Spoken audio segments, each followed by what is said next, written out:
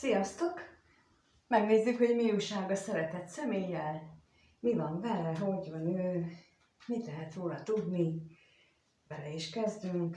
Mit lehet róla tudni erről a szeretett személyről, hogy van ő, hogy van ez a szeretett személy, mit tudhatunk meg róla. Ho-ho, ho-ho.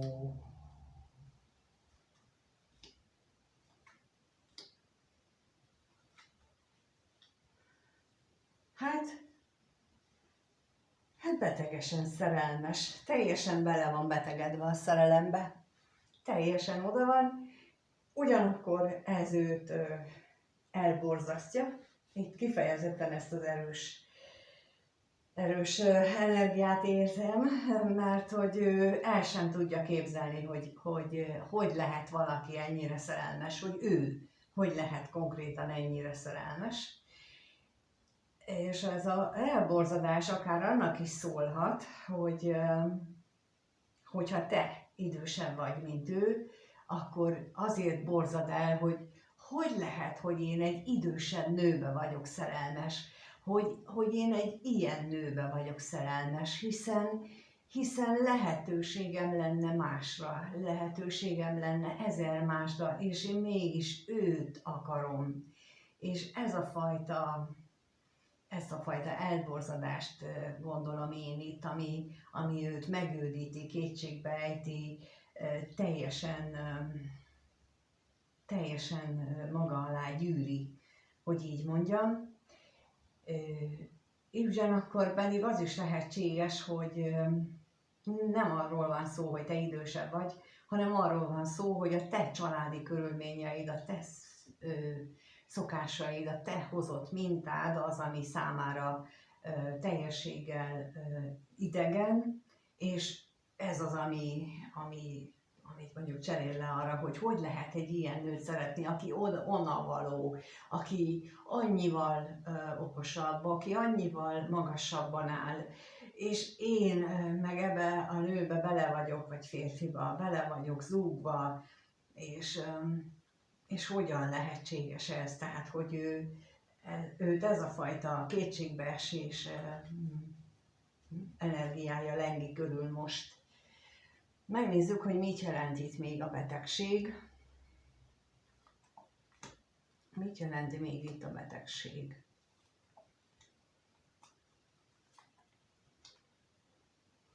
Itt határozottan arról van szó, hogy itt a múltat, a múltbeli szokásait, a múltbeli érzéseit, a múltbeli dolgait kell neki felülvizsgálni, azokat kell úgymond más szemszögből látni. Ezzel bizony meg fog gyűlni a baja, mármint saját magában. Pontosan ez az, hogy amit itt láttam, vagy az előbb mondtam, hogy kétségbe van esve, pontosan ezt mutatják itt a lapok, hiszen itt az állandóság lapjával arról van szó, hogy neki ez egy karmikus feladat, hogy szembenézzen azzal, hogy milyen előítéletekkel élt ő eddig, milyen körülmények között, hogyan élte a múltjában a dolgokat, és bizony vannak olyan helyzetek,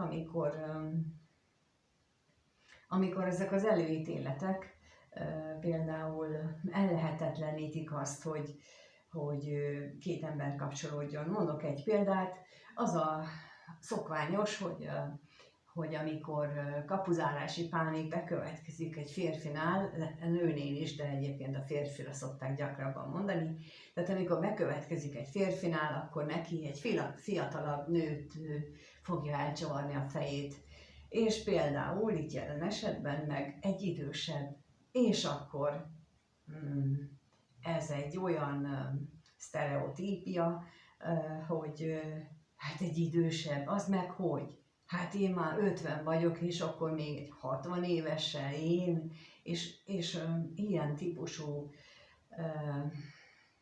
problémát érzékelek itt. Persze mondom, nem feltétlenül ezt jelenti, hogy idősebb, hanem egy olyan berögzült mintát kell neki magában meglátni, és aztán megváltoztatni, amivel pillanatnyilag még nem tart itt, hogy megváltoztassa, de ezzel küzd.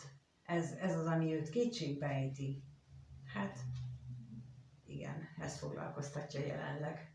Megnézzük itt a bírót, jó? Hogy mit tudhatunk meg erről a bíróról.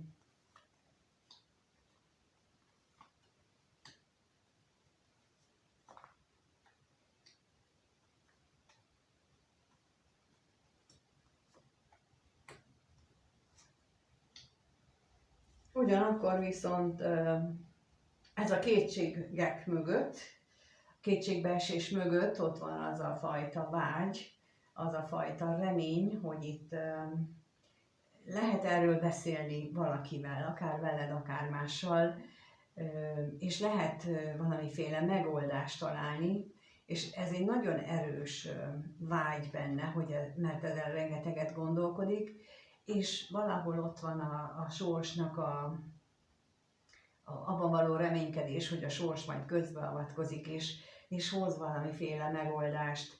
És bizony szokott is hozni a sors erre megoldást, csak nem biztos, hogy mi elfogadjuk, mert az szerintünk nem jó. És akkor itt nagyon fontos, hogy itt megint elmondjam azt, hogy amikor hoz az élet egy eseményt, egy nagyon váratlan és nagyon megrázó eseményt, akkor ott mindig tudnunk kell azt, hogy bizony az mi érdekünkben történik, bármennyire is megrázó.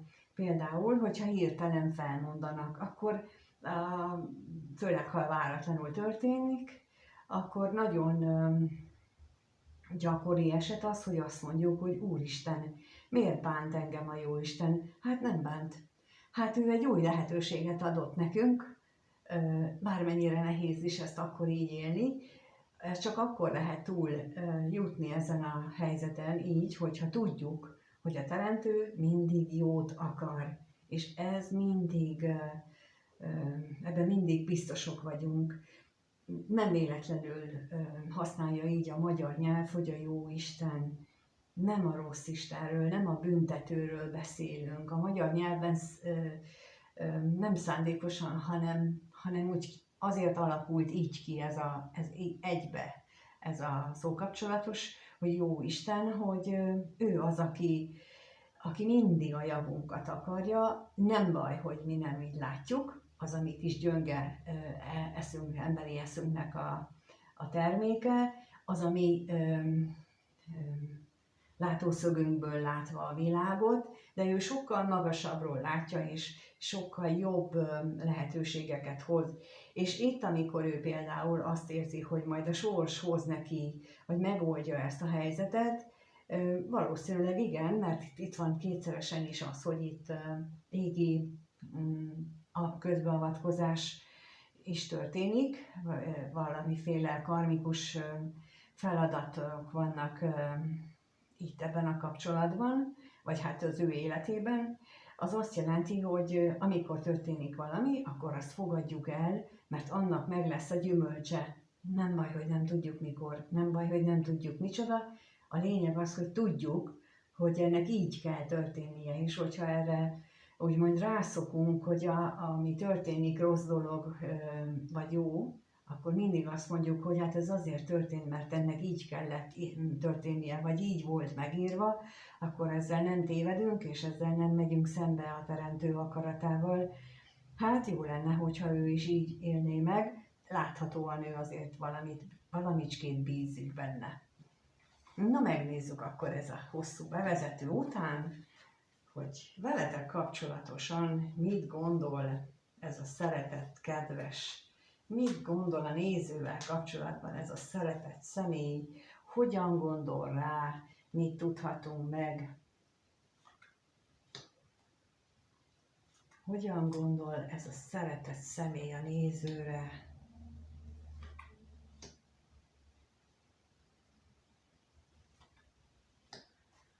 Olyan hűséges és kitartó vágyakozás van benne, és olyan végtelen reménykedés abban, hogy itt valahogy jóra fordulnak a dolgok, és van új esély, és van új remény, és van új van új kezdet lehetősége.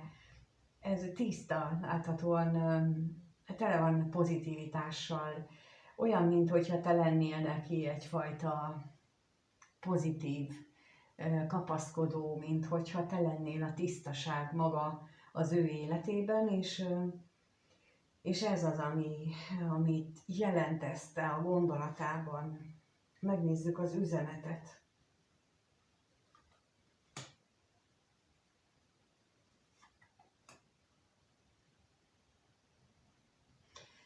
Itt lehet, hogy beszélni szeretne arról, hogy milyen érzések kavarognak benne, lehetne, hogy beszélne arról, hogy mennyire úgy gondolja, hogy az égi kapcsolódás kettőtök között, de az is lehet, hogy az égiek is közben járnak a kettőtök kapcsolatás érdekében nála, hogy ő mélyen érezze azt, hogy milyen fajta erős kötelék van kettőtök között. Hogy ő neki újra és újra felszínre hozzák ezt az érzést, ami benne van, pontosan azért, hogy őt beszéltessék erről, mondjuk. Ez jön most, vagy legalábbis a gondolatvilágában folyamatosan ott legyen, és itt hát ehhez tehetségük van az égieknek, higgyétek el, rengeteg trükkjük és módszerük van erre. Én jó sokkal találkoztam már, de meglep, hogy milyen ötletesek, és néha nagyon humorosak és viccesek is. Megnézzük azt, hogy mi a vágyról még mit tudható meg.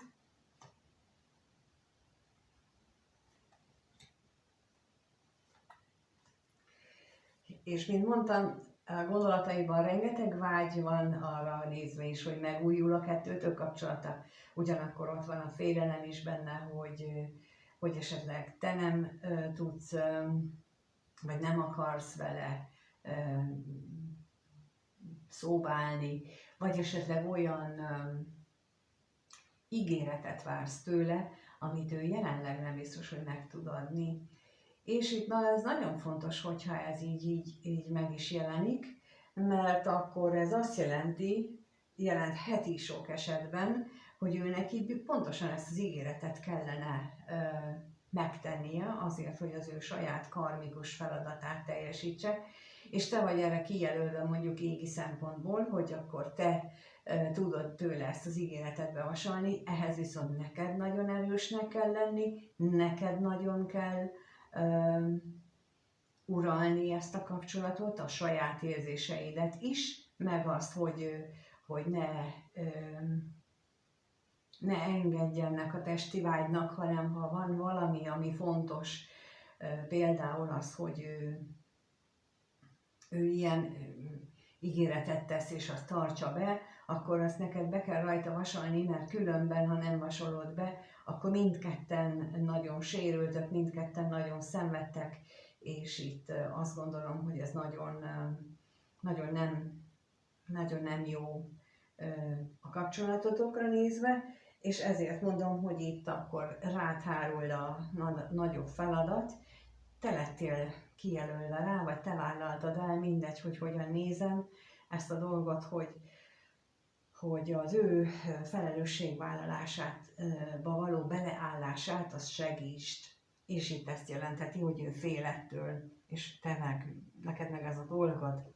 Na megnézzük akkor, hogy milyen érzések vannak bennem, mert itt azért mutatkozott már, hogy nem teljesen érdektelen ez az ember, érzéstelen, úgyhogy megnézzük, hogy mit érez ez a szeretett személy a nézővel kapcsolatban, a néző iránt mit érez?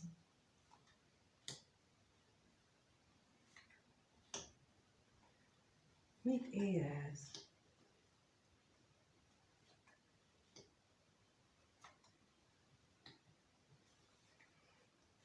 Itt másról szólnak a lapok, nem az érzésekről. Itt arról szólnak, hogy ő neki a terveivel kapcsolatosan úgy látja, hogy a tervei megvalósulását bizonyos tényezők akadályozzák. olyan tényezők akadályozzák, hogy ő neki akkor le kell mondani szokásairól, hogyha azokat a terveket ő meg szeretne valósítani, veled kapcsolatos tervekről, és akkor ez a szokás vagy átalakítani, és bizony azt ő nem biztos, hogy jelenleg be akarja vállalni. Meg is nézzük akkor, hogy mi ez az utazás, milyen tervek ezek.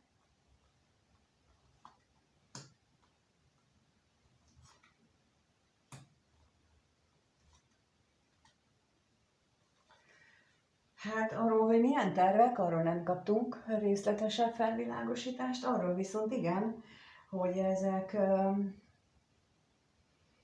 ez az akadály, és ezt, hogy mennyire szeretné ezt a terveket ő megvalósítani, az nagyon-nagyon erős benne, és nagyon-nagyon nagy a félelem is emiatt, amit az előbb besoroltam, tehát hogy milyen akadályozó körülmények vannak, és tehát minden nagyon fel van most húzva, fel van spanolva, de hát mondjuk, ha azt nézem, hogy szerdán volt a napfogyatkozás, és ezzel egy olyan 1,5-2 éves ciklus indult el, amikor nekünk, mindenkinek különböző intenzitással szembe kell nézni, és a múltunknak egy bizonyos múltbeli viselkedés mintánkat hátra kell hagyni, ki kell cserélni valami egészen másra.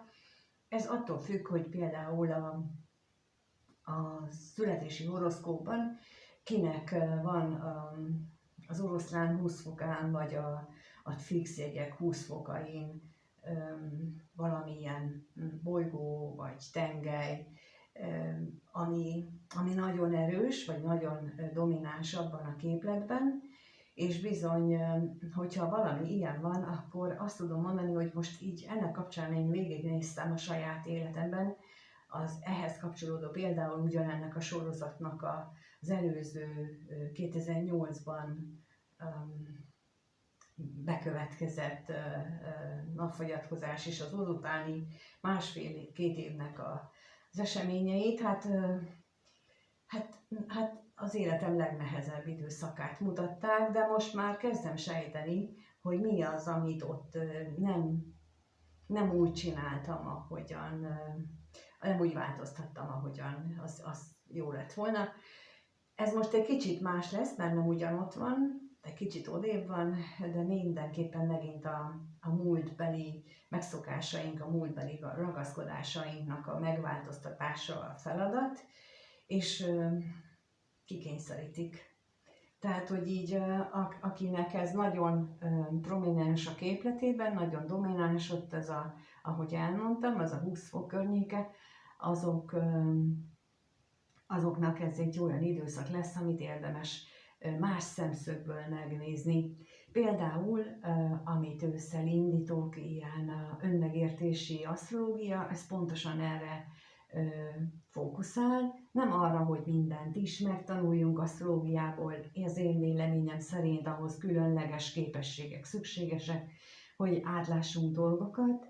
Aki nem ezt, vagy aki mást mond, az mondjuk így, hogy nem fejti ki a teljes valóságot, az pont azt hallgatja el, hogy igenis ehhez szükségesek matematikai és egyéb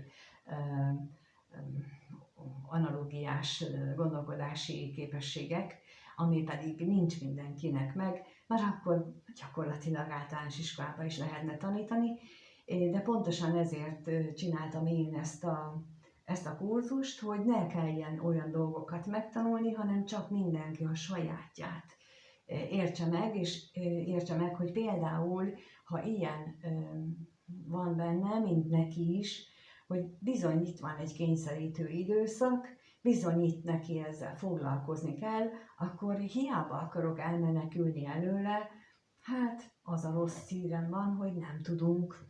Mert nagyságrendekkel, nagyobb erőkkel állunk szembe, mint amit mi elméből el tudunk képzelni, és bizony én tudom, hogy erre szoktam mondani, hogy én elmentem a falig sokszor, mindig szembe mentem ezekkel az erőkkel, és most látom csak utólag, hogy mennyi fájdalomtól megkímélhettem volna magamat, hogyha tudok például ilyeneket.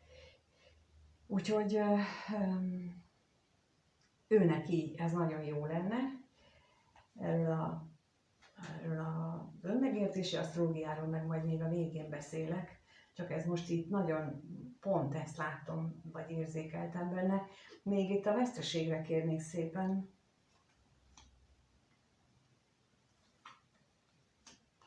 És itt megint megjelent az állandóság, úgyhogy ez az, amit mondtam, hogy ő úgy éli meg a veled való érzéseit, hogy az befolyásolja rendkívüli módon, hogy neki a megszokásait, az ő komfortzónáját el kellene veszíteni, és ezt ő egyelőre nem hajlandó, tiltakozik ellene, minden porcikája tiltakozik ellene, viszont mivel itt van az állandóság lapja, ez azt jelenti, hogy bizony ez neki nagyon is karmikus feladat, és hogyha emiatt mondtam, hogy ez neked az előbb, hogy esetleg te vagy kijelölve arra, hogy ezt a karmikus feladatot rajta behajtsd, akkor ez nagyon komolyan úgy látszik, hogy te neked ezzel kapcsolatosan olyan feladatod van, hogy te ne hajoljál meg, vagy ne engedjél mindent, hanem a te nézőpontodat azt képviseld, még akkor is, hogyha egyébként ez nagyon nehéz a te számodra. Megnézzük akkor, hogy hogyan alakul a következő néhány nap, legfeljebb egy hét. Szóval mire számíthat a néző ettől a szeretett szemétől a következő néhány napban, legfeljebb egy hétben, mire számíthat tőle, mire számíthat.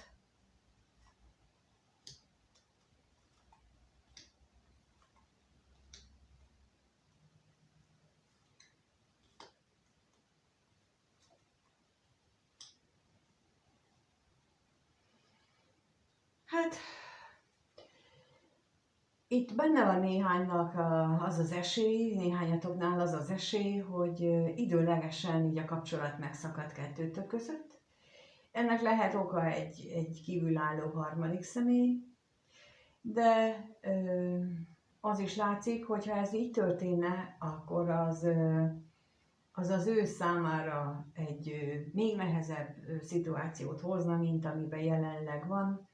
Még nagyobb feladatokat, problémák, mint ahogy az előbb is mondtam, hogyha itt két helyen is megjött az, hogy neki veled karmikus dolga van, és te vagy az, aki őt olyanra serkented, amit ő neki meg kellene lépni, akkor ezt nem fogják csak úgy annyiban hagyni.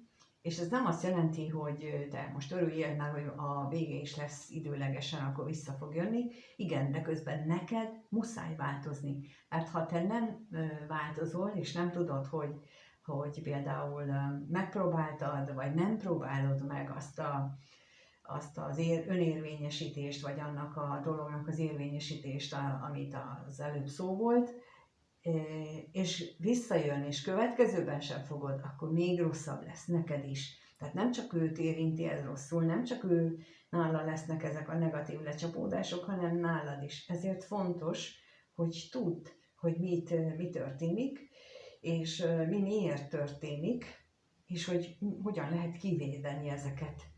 Vannak erre technikák, vannak erre lehetőségeink, és itt én úgy látom, hogy kvázi egy teszt lesz a következő néhány napban, egy hétben, hogy te mennyire tudod most, amiről beszéltem, azt képviselni, mennyire tudsz megfelelni annak a feladatnak, amit vállaltál, amit rád osztottak.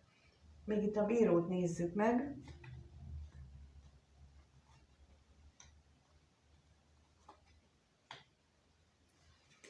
Lehet itt szól arról is, hogy itt munkával kapcsolatosan lesznek akár megbeszéléseitek, vagy akár neki lesznek olyan élethelyzetek, amikor munkával kapcsolatosan kell az ő hozott családi mintáit felülbírálnia, hogy mi az a munka, esetleg az, amit ő elvállal, vagy mi az, ami összeegyeztethető az ő életében.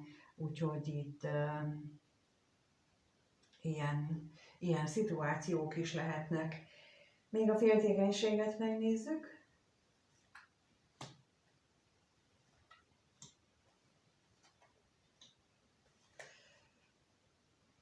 Hát, mint mondtam, fél attól, hogy mi az, amit te esetleg rá szeretnél, erőltetni, mondjuk így, viszont és fél attól, hogyha a kettőtök között a vállás, a különvállás, az ideiglenes különvállás meg is történik, de ott van benne a remény, hogy egy új kezdet azért mégiscsak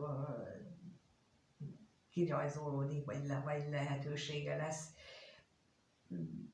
Te részedről is érzem ezt, hogy ez tényleg, és azért is hangsúlyoztam ki, hogy ez egy ideiglenes különválást jelezhet, de mindkettőtöknek itt fontos tudni, hogy ilyenkor mindkettőtöknek azért van különvállás, azért van külön szakítás, hogy mindkettőtöknek fejlődni kell. És ha nem fejlődtök, akkor ez 25-ször meg fog ismétlődni, 25-szörös fájdalommal, mert ez a mostani időszak az arról szól, hogy az égi akaratnak érvényesülni kell, így vagy úgy, de érvényesülni kell, és dönthetünk másképp is, de hogy az nekünk rossz lesz, abban biztosak lehetünk. Úgyhogy erre lehet számítani a következő néhány napban, egy hétben. Köszönöm, hogy itt vagytok, és mint ahogy mondtam, az önmegértési asztrológiával induló kurzusok, vagy hát az szeptember elején indul, akkor azzal kapcsolatosan a kérdőívet beteszem a leírásba is, meg az első kommentbe is, aki oda szeretne jelentkezni, illetve a szeptember 3-ai webinárra, tehát élő beszélgetésre, ahol válaszolok a föltett kérdésre, ugye a kérdőívben van erre lehetőség, és akkor ott csak azon a kérdőíven keresztül lehet regisztrálni, és még azt is lehet tudni, hogy a 3-as kapcsolati kirakásban, ami vasárnap kerül nyilvánosságra, mondjuk így, mert ugye előtte a tagok már szombaton láthatják, azok tehát a 3-as kapcsolatiban lesz erről bővebben szó, érdemes azt is megnézni, akit ez érdekel, vagy hát akit valóban szeretné, hogy végre jól alakuljon az élete, az abból bővebbet tudhattok meg. Köszönöm, ha ide megírjátok a kommenteket, amit gondoltok, bármi is legyen az, a lájkot, vagy bármilyen interakciót, és ha még nem vagytok feliratkozva, a feliratkozásokat is, azokért is hálás vagyok, és amíg nem találkozunk, addig mindenkinek minden jót kívánok, sziasztok!